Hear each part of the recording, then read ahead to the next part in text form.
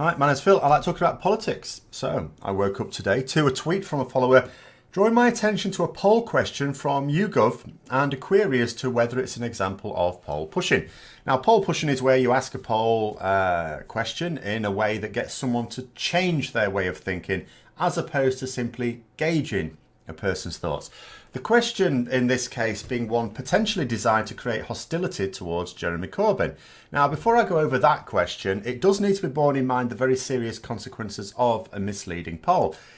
The way a question is phrased, or even the way multiple choice questions are phrased, can not only elicit a response that the recipient would not otherwise have given, but actually influence their behaviour. These are often used as marketing ploys to get consumers to buy a particular product or use a particular brand.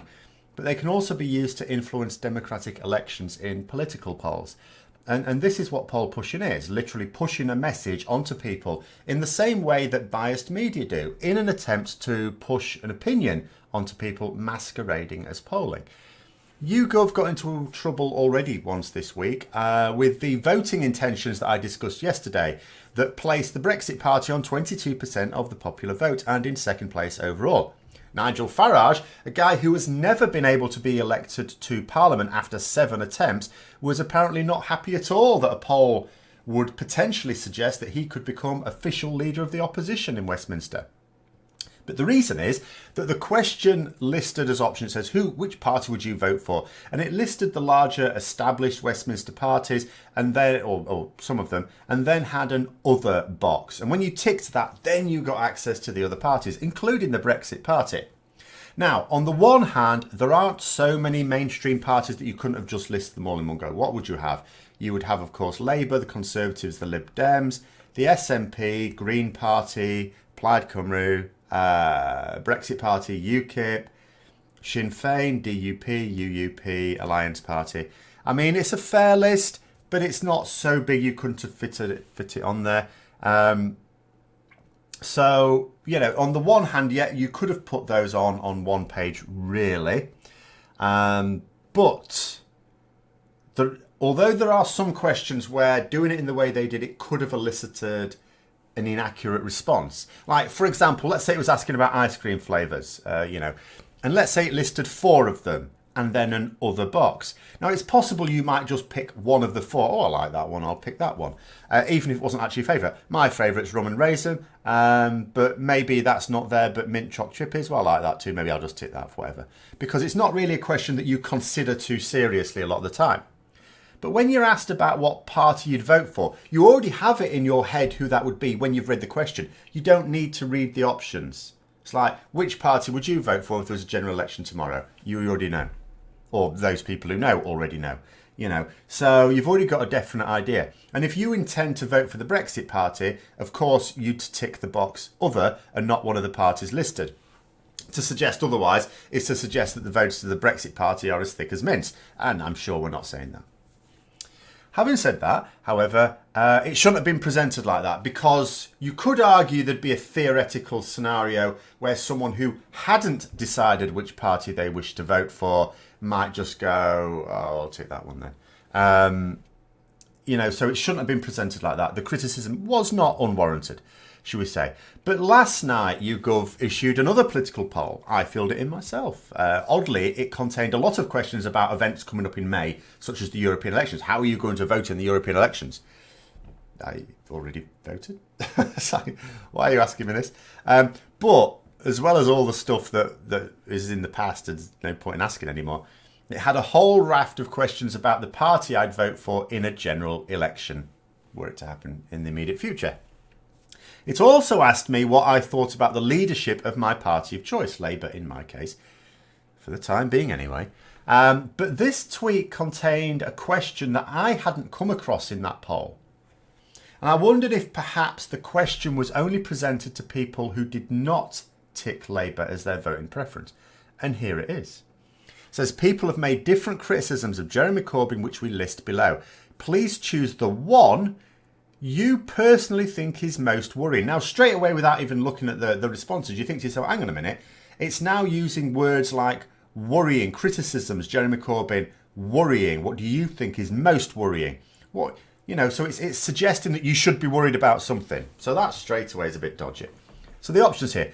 Corbyn supported the IRA. He said the death of Osama bin Laden was a tragedy. He can't be trusted to take tough action on security, crime and defence. Now, the first two are sort of true, but they don't necessarily follow on to the second one as well. That's really dodgy. Next one, it says Corbyn is an old-fashioned socialist, who supported the Soviet Union and will take Britain back to the 1970s. Again, the first bit, okay, but how does that necessarily lead to the last bit? Then it says Corbyn doesn't know how to pay for all his promises and he'll put up taxes for people like me. Well, hang on a minute, he has costed his stuff. So that's false straight away. That's not even, okay, you've done that statement, then you're following on to something that's not known. Which they are still following on to something that's not known, but the first bit isn't even correct in this case. Then it says Corbyn has said repeatedly he doesn't believe in any limits on immigration, capital letters. It's not, capital letters again, too high. So if he's PM, he will be out of control. It will be out of control. I mean, whoa. So a question like this in a poll is completely out of order for a number of reasons. First of all, although it says people have been making these criticisms of Corbyn, every single one of those statements I've seen before. Where have I seen them? In right-wing newspapers. I've no love for Corbyn. We all know that. But those statements are deliberately emotive and misleading in a way that only a political opponent would word them.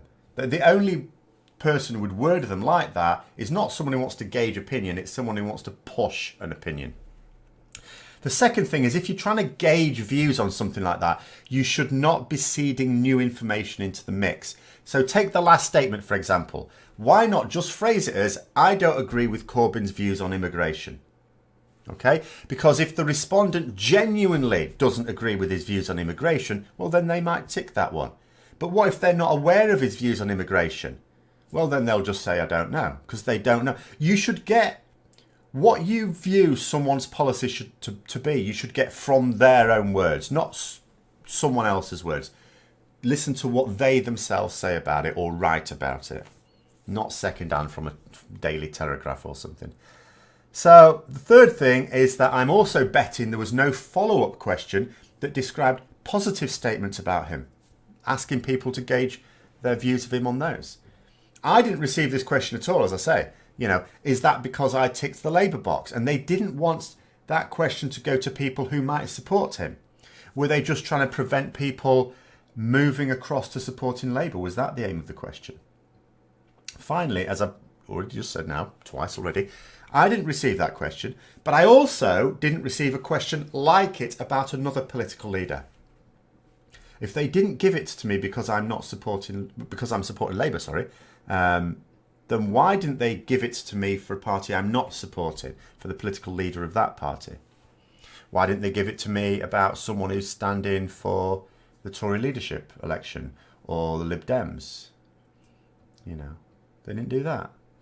One of the most dangerous aspects of the polls not being properly conducted is the misleading impression it can give to the wider public as well, who will never see the questions. If the results came back, let's say 40% of respondents ticked the second one. So the Daily Mail will then write a headline piece saying 40% of people think Corbyn will take us back to the chaos of the 1970s, even though they want to take us back to even worse times. Now, that statement won't be remotely true, but that's what they will say, and they'll produce the poll results to back it up. And that's how you can use the polls to push a false narrative, asking a leading question with highly emotive responses and target it at a select group of people, most likely to give the answer you want. In this case, certainly not people who tick the Labour box. I'm guessing, I can't know, but I didn't get it. And it's a bit like the poll results I saw, I was driving through rural Lincolnshire over 10 years ago and I remember this sign on the side of the road. 96% of people support fox hunting, it said. Now, I remember thinking that the poll was probably conducted at the local hunting society and wondered who the 4% voting against it were. Maybe the foxes themselves were asked. It's a bit like saying 90% of people like burgers when you poll people in McDonald's. But too many people take stats at face value and don't really consider how the results were obtained or whether or not the conclusions are valid. And they used to These polls are used to target the conformity inherent in the pack animals that we are. They're trying to say to you, most people think this. You should think that too in order to fit into society. And that is the danger of irresponsible polling. So anyway, hope you found the video interesting. If you did, don't forget to click the like button, subscribe for further content, and until next time, I'll see you later.